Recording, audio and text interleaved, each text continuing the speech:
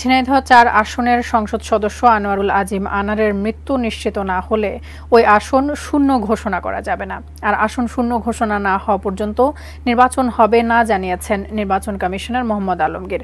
দুপুরে নির্বাচন ভবনে সাংবাদিকদের তিনি আরও জানান, কোনো সংসদ সদস্যের মৃত্যু নিশ্চিত হওয়ার পর আসন শূন্য ঘোষণা করে সংসদ সচিবালয়। তারপর ৯০ কার্যদিবসের মধ্যে নির্বাচন আয়োজন করতে হয় ইসিকে। সংসদ সদস্য আনোয়ারুল আজিমের ক্ষেত্রেও তাই হবে।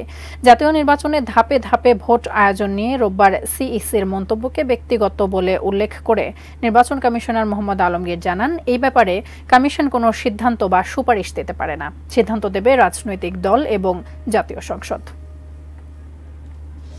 এটা হলো সংসদের দায়িত্ব। মাননীয় স্পিকার শূন্য ঘোষণা করবেন ওই আসনটি।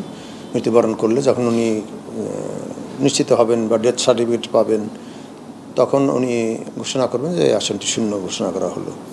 করলে জাতীয় সংসদের সচিবের স্বাক্ষর এটা যখন গেজেট আমাদের কাছে পাঠিয়ে দিবেন, এরপরে আমরা নির্বাচনের ব্যবস্থা করব।